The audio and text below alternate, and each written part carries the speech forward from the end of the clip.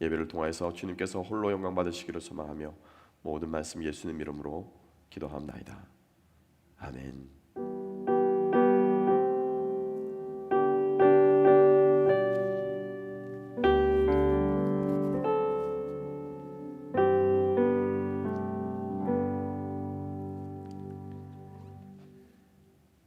하나님께서 우리에게 주신 말씀 함께 보시겠습니다. 오늘은 예레미야 29장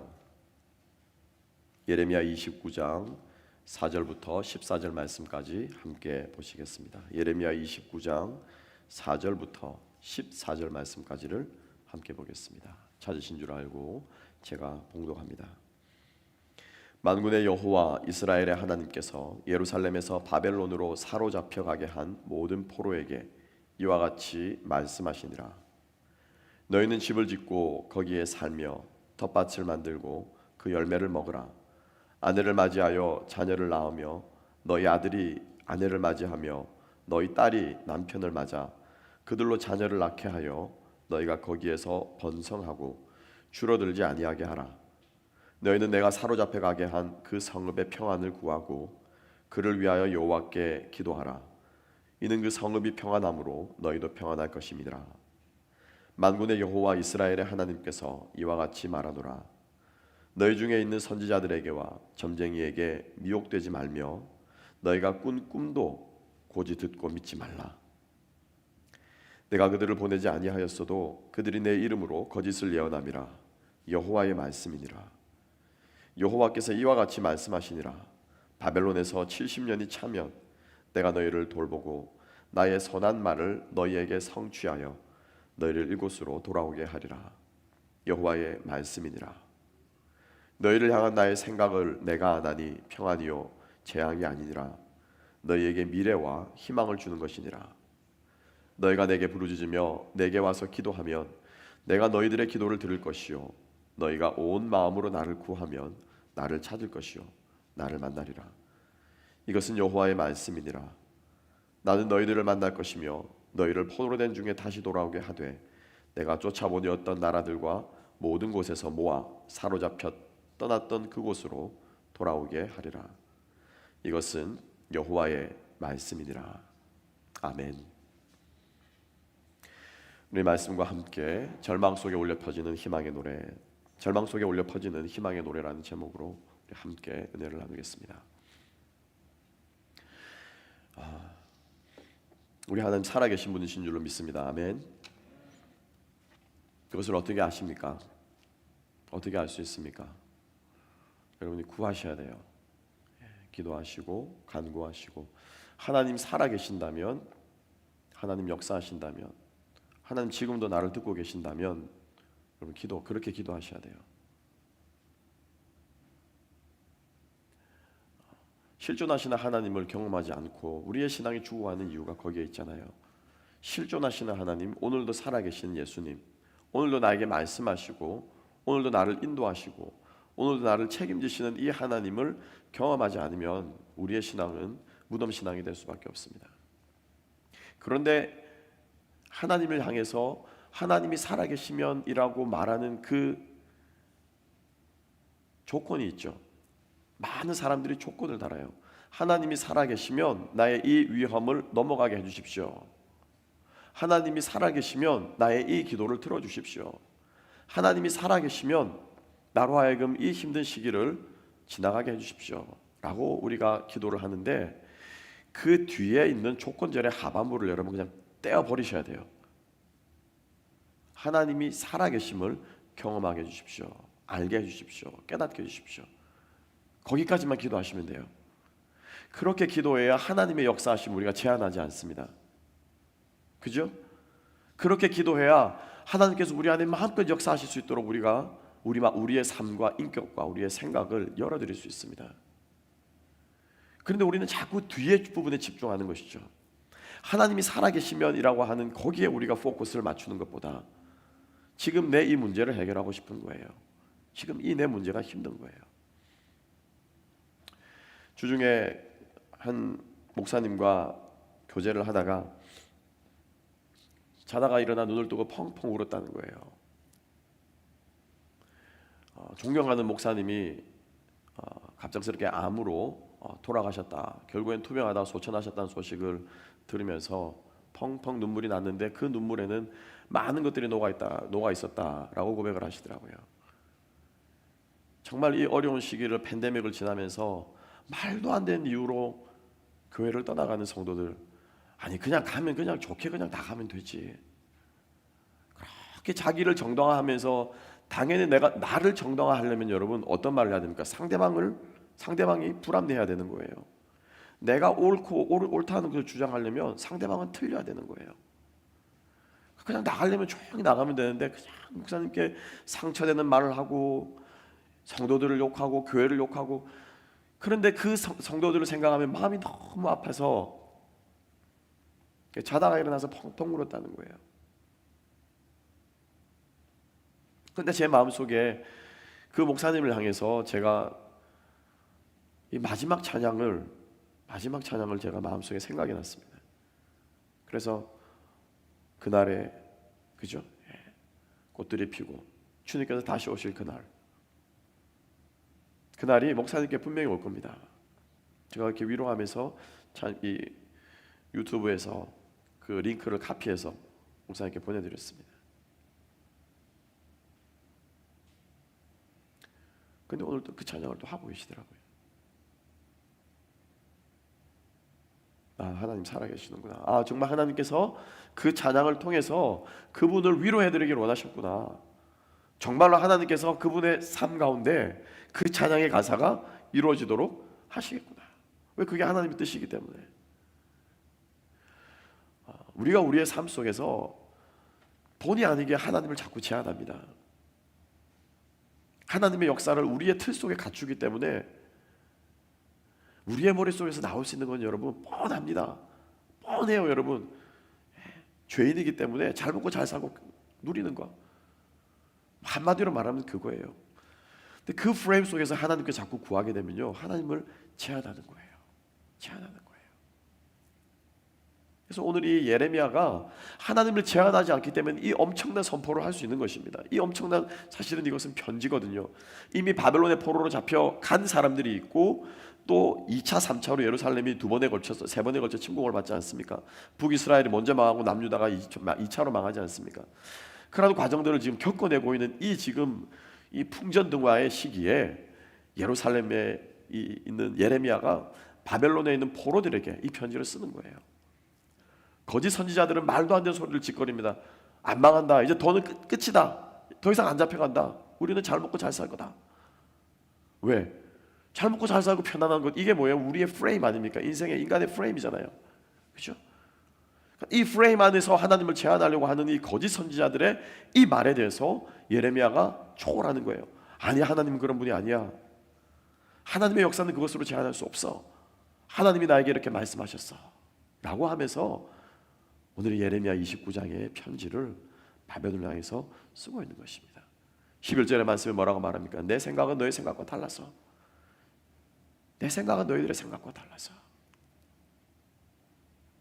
너희 장래에 평안을 주려는 것이다. 나의 프레임으로 하나님을 제한하지 맙시다, 여러분. 내 생각으로 하나님의 역사를 미리 재단하지 않는 우리가 되었으면 좋겠습니다.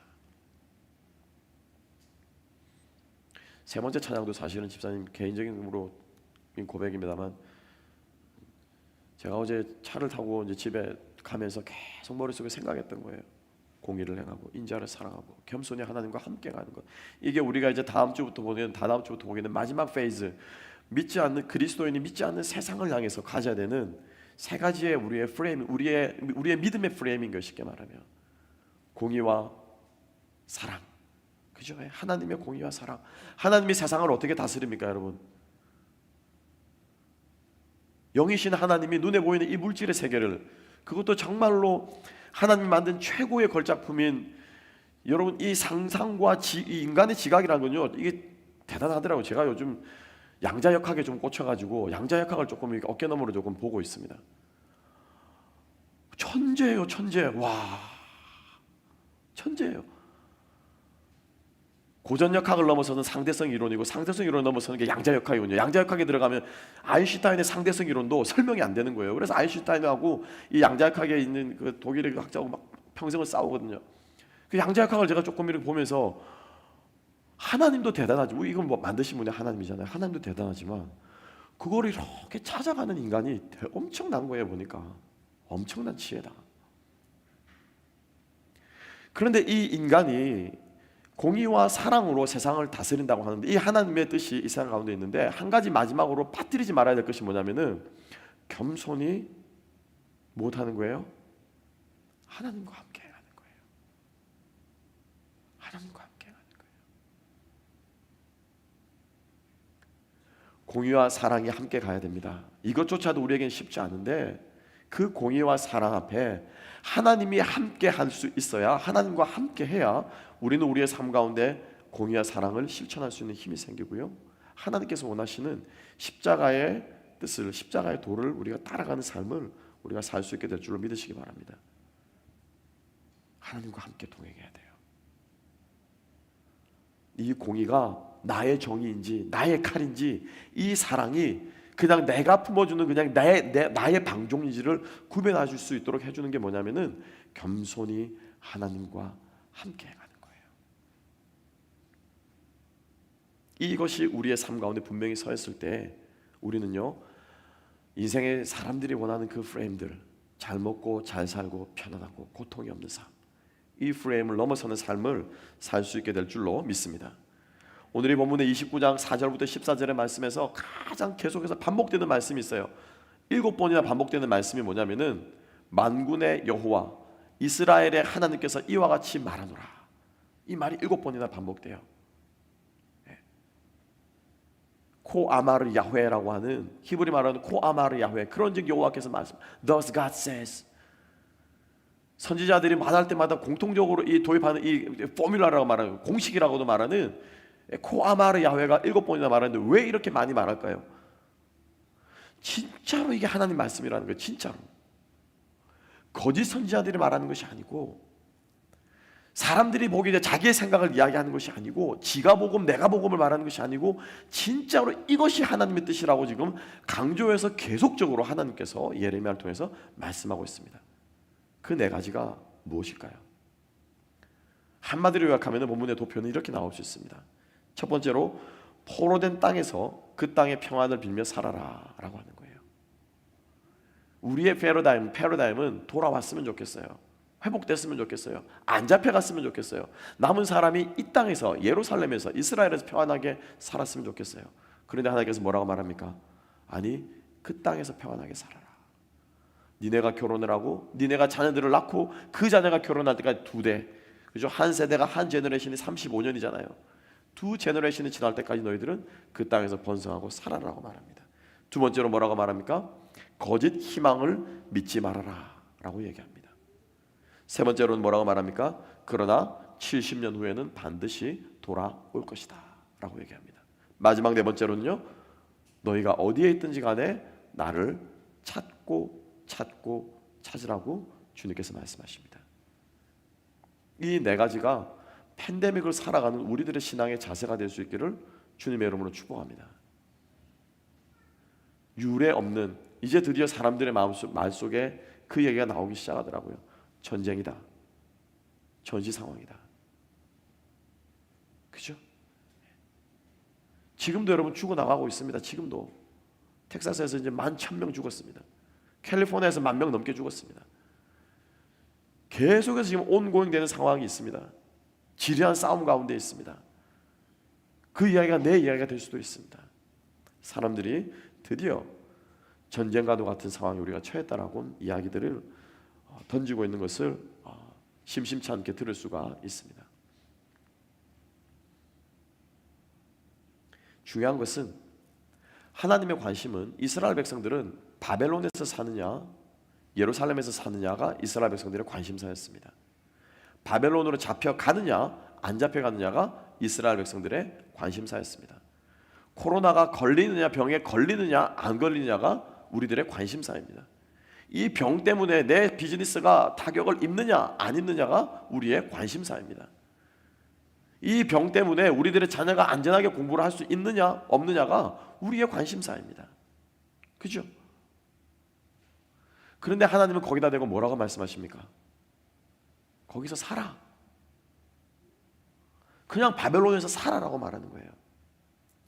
그리고 오늘 마지막에 제가 말씀드린 것처럼 그냥 거기서 번성하고 살면서 나를 찾고 구하라는 거예요. 무슨 말이냐면 하나님의 관심은 입지에 있지 않습니다.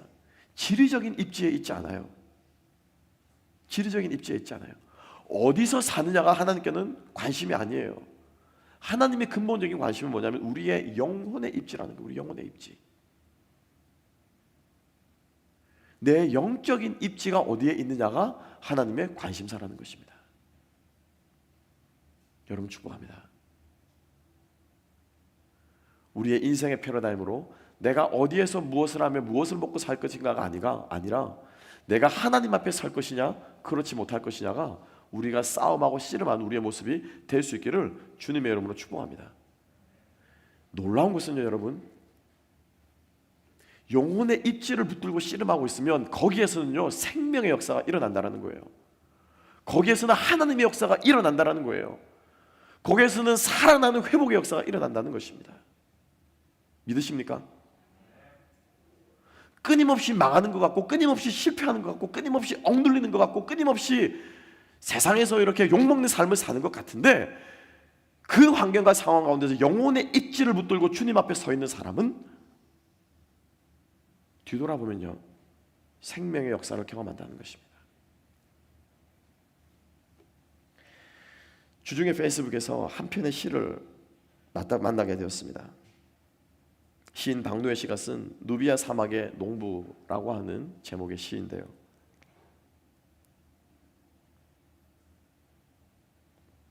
사막을 달구던 태양이 저물어 가면 흰 잘라비를 입은 수단의 농부들은 나일 강물을 끌어다가 이랑을 내고 씨앗을 뿌린다. 거대한 모래 폭풍이 한번 휩쓸고 지나가면 그동안의 노고는 흔적도 없이 사라지지만 말라 죽으면 다시 심고 또 말라 죽으면 다시 심는 일을 원망도 불평도 없이 해나간다.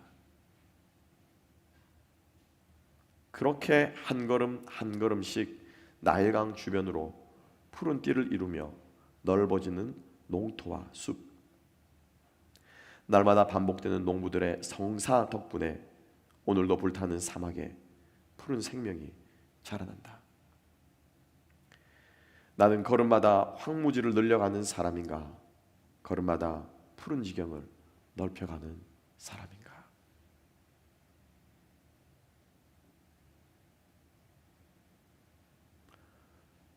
가뭄이 한번 휩쓸고 지나가고 모래바람이 한번 휩쓸고 지나가면 다시 사막으로 되는 것처럼 보이고 내 모든 수고가 없어지는 것처럼 보이지만 그 일을 원망도 없이 불평도 없이 끊임없이 해나가다 보면 어느 순간 뒤돌아보니 내가 걸어온 그 곳이 무엇이 되어 있더라는 거예요? 농토가 되어 있더라는 거예요. 초지가 되어 있더라는 거예요. 우리네 농부들도 마찬가지 아닙니까? 얼마 전에 큰 비가 휩쓸고 지나가서 과일이며 농작물이며 모든 것들이 다 떨어졌습니다. 그죠? 농부들이 할 수 있는 일이라고는 뭡니까? 그냥 앉아서 잠깐 체념하고 푸념하고 하늘 한번 쳐다봤다가 또다시 주섬주섬 옷을 털고 마음을 추스리고 다시 일어나서 떨어진 나락들을, 쓰러진 나무들을 다시 세우고 삶의 자리를 정리하고 챙기는 것 아니겠습니까? 그런데 놀라운 것은 이렇게 하다 보면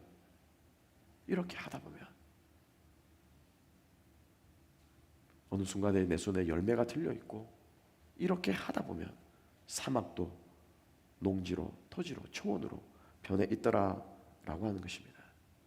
여러분, 원망과 불평은요 약자들의 습관이 될 수 있습니다. 원망하고 불평하는 것은 누구나 할 수 있습니다. 타인을 향해서 손가락질하는 것은 누구나 할 수 있습니다. 그런데 정말 주 예수 그리스도의 생명을 우리의 삶 가운데 만들어내는 이런 사람은 하나님 앞에서 무릎 꿇고 영혼의 입지를 붙들고 그 자리를 떠나지 않는 사람은 하나님의 뜻을, 생명을 우리 가운데 이뤄내는 그러한 삶을 살게 될 줄로 믿습니다. 여러분, 포로된 그 땅에서 지금 여러분들이 코로나 팬데믹으로 인해서 좌절하고 쓰러져 있고 넘어져 있는 그곳에서 하나님을 붙드십시오. 여러분들의 영혼의 입지를 붙드십시오. 내 영혼이 어떻게 될까를 먼저 여러분 생각하십시오. 그리고 그곳에서 주님을 찾고 찾을 때 정말로 농부들이 하는 그 일이 성사라고 말합니다. 거룩한 일이라고 말합니다. 여러분들의 그 눈물조차, 울음조차, 탄식조차 하나님께서 보시기에 거룩한 일이 될 줄로 믿습니다. 여러분, 포기하지 마시고요. 우리 댁에서 예배 드리시는 분들 두려워하지 마시고 여러분들이 계시는 그곳에서 주님을 붙들고 나아갈 수 있는 우리가 되었으면 좋겠습니다. 두 번째입니다. 두 번째로 하나님께서 여호와의 말씀이다 라고 말씀하시면서 하는, 끊임없이 말씀하시는 것은 거짓 선지자들의 거짓 희망을 믿지 말라라고 하는 것입니다. 그렇죠? 거짓 선지자들의 거짓 희망을 믿지 말라. 저는 여러분 그렇게 생각합니다. 처음에는 성도들의 얼굴을 보지 못해서 답답함들이 있었고요. 이러다가 교인들의 숫자가 점점 줄어들어서 교회를 문 닫게 되면 어떻게 되나 라고 하는 불안감도 솔직히 저에게 있었고요. 처음에는 그러한 마음이었습니다만 기도를 하면 할수록, 생각을 하면 할수록 대면 예배를 드릴 수 없기 때문에 내가 힘들어하고 있는 것이 아니라, 우리가 힘들어하는 것이 아니라, 교회가 힘들어하는 것이 아니라 복음의 본질을 우리 안에 꽃피울 수 없기 때문에 힘들어하고 있는 것이 아닌가라는 생각을 해보게 됩니다. 왠 줄 아십니까? 복음의 본질은요, 예수 그리스도를 보좌에 앉혀놓고 바라만 보는 게 복음의 본질이 아니에요. 하나님을 높은 곳에 앉혀놓고 경배만 하는 것이 복음의 본질이 아닙니다. 오늘 찬송가의 그 찬양의 미가서 6장의 말씀처럼 겸손히 그 하나님과 함께 동행하는 데서, 하나님과 함께 행하는 데서, 예수를 닮아가는 그 가운데서 복음의 본질이 우리 가운데 회복되어진다는 거예요. 드러난다는 거예요. 여러분, 오늘 이 자리에 나오셔서 가정에서, 성전에서 여러분 함께 예배를 드리십니다. 높이 계신 주님을 우리가 경험하고 느끼고, 찬양 가운데 나를 위로하시는 주님을 느끼고, 말씀 가운데 나를 깨닫게 하시는 주님을 느끼는 이 자리가 하나님을 경험하는 자리인 줄로 믿습니다. 그런데 여러분, 이 자리만 우리 신앙의 전부가 아니에요. 복음의 본질은 하나님의 임재를 느낌과 동시에 그 하나님과 그 예수님과 함께 동행하는 삶을 사는 사람이, 살아내는 사람이 복음의 본질을 경험하고 누리는 사람인 줄로 믿으시기 바랍니다. 그러니까 이게 안 되니까 안부라도 물어야 되고, 그리고 서로 교제해야 되고, 서로 섬겨야 되고, 이러한 모습들이 우리 안에 모이는 공동체 가운데 역동적으로 이 다이내믹이 일어나야 되는데 이것이 안 되니까 우리 안에 영적인 눌림들이 있다라고 하는 것입니다. 복음의 본질을 우리가 회복할 수 있는 우리가 되었으면 좋겠습니다. 거짓 선지자들의 잘못된 복음에, 잘못된 말에, 잘못된 것에 속지 않는 우리가 되어야 할 줄로 믿습니다. 어떤 사람들은 그런 얘기를 하더라고요. 캘리포니아에서 대놓고 그런다면서요. 이게 음모론이다. 뒤에 배후에 무슨 세력이 있어서 이걸 조작해가지고 그렇게 믿게 만들고 있다. 마치 자기들만 세상이 돌아가는 모든 비밀들을, 작동되는 원리를 알고 있는 것처럼 9.11이 터졌을 때도 그렇고요. 모든 이슈들만 일어나면은 이거는 음모론이다. 뒤에 배후 세력이 있다. 라고 많은 사람들이 있는가 하면 대놓고 기독교를 비판하고 욕하고 이렇게 얘기하는 사람들도 있습니다. 너무너무 안타깝죠. 기사가 나면 항상 첫 번째 머리에 뭐니까 교회발, 교회발, 코로나 환자, 집단 감염, 교회발, 어쩌고 저쩌고. 마치 교회가 이 코로나 병균의 원상지인 것처럼, 진앙지인 것처럼, 진원지인 것처럼 호도하는 언론들의 반응들도 있습니다.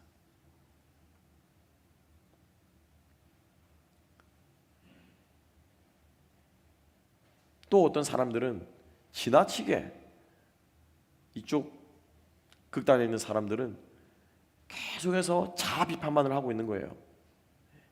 교회를 스스로를 비판하는 거죠. 어떤 분은 그러시더라고요.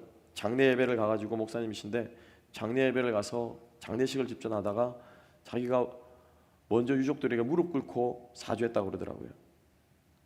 죄송하다고, 우리 그리스도인들이 그렇게 살지 못해서 그랬다고, 죄송하다고. 저는 양가 감정이 들었습니다. 그 마음은 제가 10분 이해하지만, 예수 그리스도께서 우리에게 말씀하실 때 세상을 향해서 빌어야 된다라고 우리에게 말씀하시지는 않으셨거든요. 복음의 진리를 가지고 섬기라고 말씀하셨지, 세상을 향해서 우리의 것들을 다 내려놓고 빌라라고는 말씀하지 않으셨거든요. 지나치게 이것을 가지고 스스로를 비판하는 그러한 모습 또한 건강하지 않은 것입니다. 이 모든 것들이 우리들의 귀에 울리는 잘못된 음성이다라고 하는 것입니다. 거짓 선지자들의 음성이다라고 하는 것입니다. 너희들이 안 잡혀갈 것이야, 너희들이 잘 먹고 잘 살 것이야 라고 하는 생각들이 잘못된 생각인 것임을 우리는 분별할 수 있는 그러한 영적인 분별력들이 우리 가운데 있어야 할 줄로 믿습니다. 중요한 것은 우리의 삶 가운데 예수 그리스도의 형상을 이뤄내는 모습이, 이것이 팬데믹이 되었건, 정말 실제로 이것이 전쟁이 되었건, 이것이 내 인생의 어떠한 위기가 되었든지 간에 예수님께서 말씀하시는 그 복음을 살아내는 그러한 모습이 우리 가운데 있게 될 때 우리는 하나님의 역사하시고 하나님이 나와 함께 하심을 경험하게 될 줄로 믿습니다. 세 번째입니다. 하나님께서는 이스라엘 백성들에게 70년 후에 돌아올 것이다 라고 말씀하심으로써 하나님만의 때가 있음을 하나님께서는 말씀하고 있습니다. 너희들이 안 돌아온다라는 것이 아닙니다. 너희들이 결코 거기에서 모든 시간들을 다 보낸다라고 하는 것이 아니라 하나님의 때가 되면은 돌아온다라고 하는 것입니다. 여러분, 모든 것에는요, 사람의 때가 아니고요, 거짓 선지자들이 말하는 때가 아니고, 이스라엘 백성들이 믿고 싶은 때가 아니고, 여러분들 우리의 마음 같았으면은, 그죠? 뭐 다다음 주라도, 다음 달이라도 이 코로나가 팬데믹이 회복이 되어서 모든 상황들이 정리됐으면 좋겠죠. 우리가 믿고 싶은 때가 있습니다. 우리가 바라는 때가 있어요. 그런데 그게 아니라 하나님의 때가 있다라는 거예요. 믿으십니까? 하나님의 때가 있어요. 내 때에 하나님을 끌어맞추는 것이 아니고 하나님의 때에 나를 맞춰가야 되죠. 하나님의 시간 속에 나를 맞춰가야 되는데, 전도서 3장에서 솔로몬은 재밌는 이야기를 하고 있습니다. 제가 참 잘 인용하는 말씀입니다. 천하 만사에 때와 기한이 있다고 말합니다. 사랑할 때가 있으면 미워할 때가 있답니다. 뿌릴 때가 있으면 거둘 때가 있다고 말합니다. 전쟁을 하고 치고받고 싸울 때가 있으면 화평할 때가 있다고 합니다. 그래서 모든 삼라만상들이 때가 있는데, 중요한 것은 사람이 이 때를 헤아릴 수 있다고 말합니까? 없다고 말합니까? 사람으로 하여금 능히 이 때를 헤아릴 수 없다라고 말씀하고 있어요. 헤아릴 수 없다. 그리고 나서 그 이유에 대해서 말씀합니다. 이는이라고 말합니다. 이는 우리들로 하여금 영원을 사모하게 하도록 하기 위함이라. 무엇을 사모하게 하기 위함이라고요? 영원을 사모하게 하기 위함. 여러분 잘 생각해 보세요. 내일의 때를 내가 헤아릴 수 없고 지금 내 때가 어느 때인지 헤아릴 수 없으면은, 저 같으면은 그 때를 헤아리려고 용을 쓸 것 같아요. 키를 쓰고 알아내려고, 예측하려고. 미래학자들이 하는 게 그 일이잖아요. 미래학자들이 하는 얘기가 그 얘기잖아요. 피터 드러커니, 엘빈 터플러니 하는 미래학자들이 하는 얘기들이 앞으로 10년 후 세상이 어떻게 될 것인가, 팬데믹 이후에 어떻게 될 것인가, 다시 돌아오지 못한다고 하는데 그러면 이 세상은 어떻게 변할 것인가, 이게 사람들이 하는 일인데, 하나님은 때를 헤아리지 못하는 인간들의 반응이 영원을 사모하도록 지으셨다는 거예요. 이 말씀은 우리들에게 두 가지를 이야기해 주고 있습니다. 첫째, 때를 헤아리지 못하기 때문에 우리가 할 수 있는 것은 뭡니까? 현재를 살아가는 거예요. 그죠? 그냥 현재를 사는 거예요. 내게 주어진 현재를 살아가는. 근데 재미있는 것은 이 현재가 곧 미래였고요, 이 현재가 곧 과거가 되는 거예요. 그죠? 하나님께서 때를 헤아리지 못하도록 하는 우리 인간들에게는 끊임없이 나에게 주어진 이 현장과 나에게 주어진 이 시간과 나에게 주어진 이 환경과 나에게 주어진 이 모든 입지들을 현재를 살라고 하나님께서 우리들에게 때를 헤아리지 못하도록 하셨다는 거예요. 여러분, 현재를 살아가고 계십니까? 미래를 미리 끌어다가 걱정하면서 우리가 원망하거나 쓰러지거나 그러지 않습니까? 우리가 이미 지나간 과거를 끌어다가 끊임없이 곱씹으면서 스스로를 자책하지 않습니까? 우리가 주님 앞에 할 수 있는 것은요, 현재를 살아가는 것입니다. 두 번째로, 우리는 시간을 초월할 수 없고요, 우리는 시간에 같이 살아갈 수밖에 없는, 이게 상대성 이론이거든요. 시간과 장소에 갇혀 살아갈 수밖에 없다는 것을 깨닫는 것이 이 상대성 이론이에요. 그런데 인간이 시간을 도저히 깨달을 수 없기 때문에 우리가 보이는 반응은 무엇을 사모한대요? 시간 이후를 사모하게 만든대요. 죽음 너머를 사모하게 만든대요. 우리의 지식이 인지가 닿을 수 없는 그 영역을 사모하게 만든대요. 우리가 붙잡을 수 없는 그 세계를 사모하도록 만든대요. 그것을 생각하도록 만든대요. 주중에 어떤 목사님께서 구원의 확신, 내가 거듭났는가 거듭나지 않는가, 구원의 확신을 갖도록 만들 수 있는 방법이 있다는 거예요. 그래서 제가 속으로, 이건 또 무슨 사입이야? 무슨 거듭남을 지가 뭔데 가질 수 있나? 죄송합니다. 근데 제 마음이 바뀌어서 지가라고 하면 안 되는데, 자기가 뭐길래 그렇게 가지고 만든다는 거야. 그러고는 한번 드러나 보자. 무슨 또 썰을 푸는지 드러나 보자. 이렇게 들어봤는데, 근데 첫 마디가 제 가슴을 치는 거예요. 첫 마디가 뭔지 아십니까? 죽음 앞에 세우라는 거예요, 자기를. 누구나 할 수 있는 말인데 곰곰이 생각하면 죽음 앞에 세운다. 여러분, 죽음 앞에 서면 여러분 어떤 현상이 일어나실 것 같습니까? 어떤 현상을 보일 것 같아요? 내가 지금 죽음 앞에 서 있다. 내일이면 내가 죽는다. 이 호흡기 때문에 내가 죽는다라고 하면은 여러분 어떤 반응이 보일 것 같아요? 첫 번째 반응은 뭡니까? 죽고 나면 어떻게 될까? 그죠?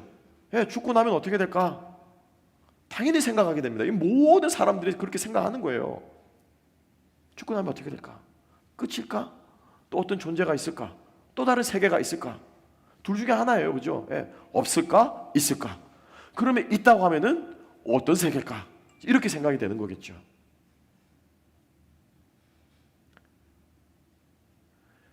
시간이라는 것을 초월하게 만드시고 인간의 한계를 초월하게 만드시는 게 때를 분별하지 못하도록 하신 하나님의 섭리라는 거예요. 그러면 여러분, 우리는 어떻게 해야 됩니까? 그 하나님의 부르심에 순종해야 돼. 끊임없이 나를 어떻게 죽음 앞에 세워야 되는 거예요. 끊임없이 나를 그 죽음 앞에 영원이라는 시간 바로 직전에 나를 세워야 되는 거예요. 어차피 지금 돌아가는 이 세상은 삼남아서 내가 이해할 수 없는 세계고, 내일 아침에 내가 어떻게 일어날지, 내일 아침에 내가 출근하면서 우리 자녀가 내일 아침에 내일 무슨 일이 일어날지 우리는 알 수 없기 때문에, 그렇지만 확실히 분명하게 아는 것은 뭡니까? 이 때가 끝날 때가 있다는 거예요. 그 앞에 서게 되면요, 삶의 자세가 완전히 달라집니다. 삶의 태도가 달라집니다. 죽음 앞에 둔 사람이 주식 투자 잘못해가지고 주가가 오르면 망했네, 은행에 넣어놨던 그 돈 어떻게 될까? 죽음 앞에 내일 죽는 사람이 그 생각합니까? 그 생각하지 않죠. 내일 죽는 사람이 우리 큰놈 지금 수학이 지금 70점밖에 못 받았는데 걔 어떻게 좀 수학 점수 좀 올릴 수 없을까? 뭐 튜러를 붙여줄까? 학원을 보내야 되나? 뭐 해야 되나? 이런 생각합니까? 아니요. 죽은 사람이 자식을 생각할 때 그렇게 자식을 생각하지 않아요. 죽음 앞에 서면요, 모든 것이 달라집니다. 그 죽음 앞에 서는 그 마음이, 그 생각이 겸손히 하나님과 함께 행하는 모습이라는 거예요. 겸손히 주님 앞에 동행하는 모습이라는 거예요. 겸손히 하나님을 붙잡는 모습이라는 거예요. 그게 우리가 이 땅을 살아가면서 하나님께서 우리에게 원하시는 모습이라는 거예요.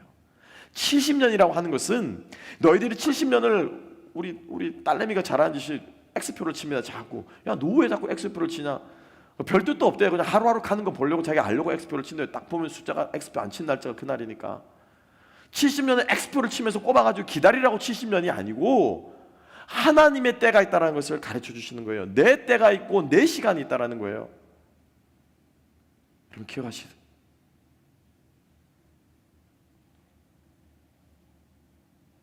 11절 말씀, 70년 이후를 기약하신 하나님께서 이렇게 말씀하십니다. 너희를 향한 나의 생각을 내가 아나니 평안이요 재앙이 아니라 너희에게 미래와 희망을 주는 것이니라. 아멘. 여러분들을 향하신 하나님의 생각은요 재앙이 아니에요. 멸망이 아니에요. 죽음으로 끝나는 것이 아니에요. 여러분들에게 소망을 주려 하시는 생각인 줄로 믿으시기 바랍니다. 역경 가운데서도 하나님께서 우리에게 가지고 오신 생각은 뭐예요? 희망이에요. 그렇죠? 하나님께서 우리에게 주시기를 원하는 것은 뭐예요? 평안이에요. 하나님께서 우리에게 주시기를 하는 것은 뭐예요? 미래예요. 역경 가운데서도. 근데 이것을 이겨낸 사람은 하나님께서 주시는 것을 성취하고 받고 누릴 수 있습니다. 그런데 이 역경 가운데서 우리가 믿음의 반응을 보이지 못하면은 하나님께서 예배해 주시는 것을 우리가 성취하지 못해요. 얻지 못해요. 누리지 못해요. 내 힘으로 역경을 이겨내거나 원망과 불평으로 하다가 어찌어찌 해가지고 빠져나온 사람은 돌아보면은 할 얘기가 없습니다. 할 얘기가 없어요. 주님의 때를 분별하고 주님 앞에 하나님의 때를 사모하면서 나아가는 저와 여러분 될 수 있기를 소망합니다. 마지막 네 번째입니다.